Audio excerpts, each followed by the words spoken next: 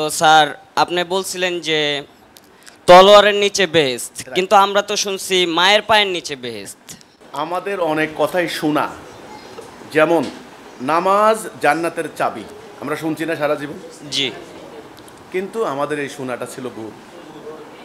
তাওহীদ জান্নাতের চাবি, লা ইলাহা ইল্লাল্লাহ। তাহলে এটা দেখো একটা কথা।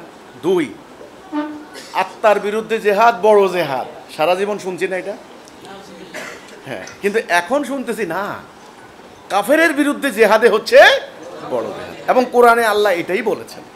কিন্তু স্যার নবীজি হযরত মুহাম্মদ সাল্লাল্লাহু আলাইহি ওয়াসাল্লাম তো প্রথমেই জিহাদ করেন না, আগে তো সবাইরে বুঝাইছে। তার এক তায়েতবাসীরা পাথর মারছে, ইয়ে করছে, এক বুড়ি রাস্তায় কাটা বিছাই দিছিল, তাও তো তিনি তার বিরুদ্ধে জিহাদ দেয় নাই। একই তো, আমরা তো তাই করছি। আমাদেরও তো পাথর না মারা তো পরের কথা, আমাকে জবাই করে দিছে, পুরা জবাই করে দিছে, আমাদেরকে কাটা বিছাই রাখছে, আমাদেরকে জেল, আমি জেল খাটছি, উনি 2 বার জেল খাটছেন, আমাদের যিনি প্রতিষ্ঠাতা উনি 2 বার জেল খাটছেন, আমাদের ম্যাক্সিমাম লোকেরা জেল খাটছে। সেম ঘটনা আমাদের হচ্ছে। আমরা কি এখন যুদ্ধের ঘোষণা দিচ্ছি এদের বিরুদ্ধে? দিলে তো আর তোমাদের সাথে বসতাম না, আগে তো বুঝানো, এই যে বুঝাচ্ছি, ঠিকই তো আছে। আমরা তো এখন আর সেই আলোচনায় তো করলাম এতক্ষণ থেকে। আগে তো 5 দফা কর্মসূচিতে আসবা, তারপরে নাকি তাল। তো কাদের শোনো, মায়ের পায়ের নিচে জান্নাত, এটা কি হাদিস? তুমি শিওর দেখছো? দেখি নাই, শুনছি ভাই, শোনা অনেক কথা। এটা কোনো যুক্তির কথা হইতে পারে না। মা যদি কাফের হয় তার পায়ের নিচে জান্নাত হবে? এটা কোনো যুক্তির কথা হয়? শোনো, কোনো মানুষের পায়ের নিচে জান্নাত হতে পারে না। কিন্তু আল্লাহ তাআলা তো বলছে যে আল্লাহর পরে মা বাবা। কোথায় বলছে এটা? হাদিসে আছে। শোনো, এই ধরনের কথাবার্তার কোনো বেশ দেশ কথাবার্তা, ঠিক আছে? এগুলা কোনো আল্লাহর পরে মা বাবা এটা বলেন না আল্লাহ কথা।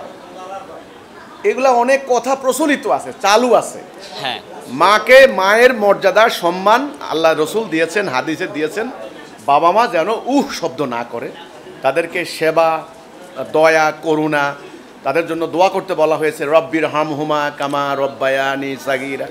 নো ডাউট অ্যাবাউট ইট, কোনো ডাউট নেই আমার। সেবা করো, শুশ্রূষা করো, ওনাদেরকে বৃদ্ধাশ্রমে দিও না, রক্ত বেচ্চা হলে ওনাদেরকে খাওয়াও, আমার কোনো আপত্তি নেই। কিন্তু সেই বাবা মা যদি আল্লাহর পথে বাধা হয়ে দাঁড়ায়, তখন আল্লাহ বলছেন তাদের কথা শুনবা না। ক্লিয়ার? এই আর কি। আল্লাহর পরে আর কেউ নাই রে ভাই। আল্লাহর পরে দায়িত্ব রসুলকে দেওয়া হয়েছে, ঠিক আছে? হ্যাঁ, আমি তোমার এই কথা মানবো। সেই মায়ের পায়ের নিচে জান্নাত, যেই মা সন্তানকে আল্লাহর দ্বীন প্রতিষ্ঠার জন্য জেহাদে পাঠিয়ে আল্লাহর কাছে দোয়া করে, আল্লাহ আমার সন্তানকে, বুকের ধনকে তুমি শহীদ করো, হাসরের দিন আমি শহীদের মা হিসাবে উঠতে চাই, সেই মায়ের পায়ের নিচে জান্নাত। বাস, এটা আমি মানলাম। আর যে মা তোমাকে আঁজা করে ধরে বসে থাকে, বাবা যাইস না, সেই মা জাহান্নামের কারণ। রাসূলুল্লাহর সাহাবীদের মধ্যে মায়েরা সন্তানদেরকে নিয়ে গেছে, মিয়া ওই মা জান্নাতের, তার পায়ের নিচে জান্নাত। ঠিকই আছে, ঠিকই আছে বাবু, কথাগুলা আপেক্ষিক, মানে কথাগুলা শর্ত সাপেক্ষ। হ্যাঁ, একেবারে গড়ভর্তা কইও না, গড়ভর্তা কইও না। এখানে আমাদের অনেক মায়েরা বসা আছেন, হ্যাঁ, ওনাদের পায়ের নিচে জান্নাত হবে, আমি স্বীকার করি। সেই অর্থে আমি বলবো, ঠিক মতো স্ত্রীর মতো স্ত্রী হলেও তার পায়ের নিচেও জান্নাত হয়, আমি বলবো সে কথা। খালি মা কেন, অনেক স্ত্রীও আছে স্বামীকে আল্লাহর রাস্তায় বলছে, তুমি আমার চিন্তা করো না, আমার সন্তানের চিন্তা করো না, আল্লাহ আমাদেরকে দেখবেন, তুমি আল্লাহর রাস্তায় বেরিয়ে যাও, পিছনের দিকে তাকাইবা না। রাসূলুল্লাহ সাহাবী নারীরা বলতো, জেহাদ থেকে পালাইবা না, রসুলকে রাইখা আসবে না, ওই স্ত্রীর পায়ের নিচেও জান্নাত।